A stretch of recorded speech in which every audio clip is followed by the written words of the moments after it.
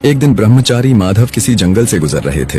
तभी अचानक उनकी नजर एक शेर पर पड़ी जो मोटी रस्सियों से बंधा हुआ था। शेर की आंखों में बेबसी थी। जैसे ही माधव पास पहुंचे, शेर धीमे स्वर में बोला, हे ब्रह्मचारी, कृपया मुझे आजाद कर दो। मैंने कई दिनों से कुछ खाया नहीं है। मैं वचन देता हूँ तुम्हारा ये उपकार कभी नहीं भूलूंगा। माधव को उस पर दया आ गई। उन्होंने बिना कुछ कहे उसकी रस्सियां खोल दी और आगे बढ़ गए। कुछ दिन बाद जब माधव एक शांत जगह पर विश्राम कर रहे थे, वही शेर वहां आ पहुंचा। उसकी आंखें अब निर्भीक थीं और वह सीधा माधव के सामने आकर खड़ा हो गया। माधव चौंके और बोले, तुम यहाँ?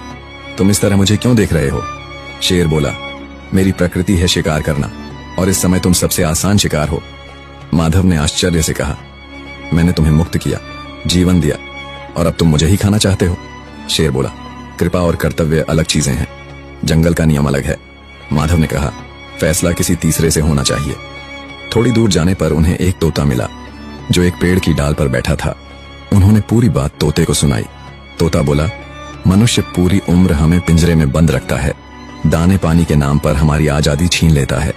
जब मन भर जाता है तो पिंजरा किसी और को दे देता है। मैं शेर का पक्ष लूंगा। माधव चुपचाप आगे बढ़े। कुछ दूरी पर उन्हें नारद मुनि मिल गए। उन्होंने पूरे घटनाक्रम को विस्तार से सुनाया। नारद मुनि शांत भाव से बोले, मैं तब फैसला करूंगा जब तुम पूरी घटना को दोबारा वैसा ही करके दिखाओ जैसे हुई थी। माधव ने बिना कुछ कहे शेर को दोबारा उसी तरह रस्सियों से बांध दिया जैसे वह पहले बंधा था। जब रस्सी कस चुकी थी, नारद मुनि मुस्कुराए और बोले, फैसला हो गया। नेकी हर जगह नहीं करनी चाहिए। जो आजाद होकर काटने लगे उसे फिर से बांध देना ही बुद्धिमानी है। दया करो, पर पहचान के साथ, क्योंकि हर जरूरतमंद भरोसेमंद नहीं होता।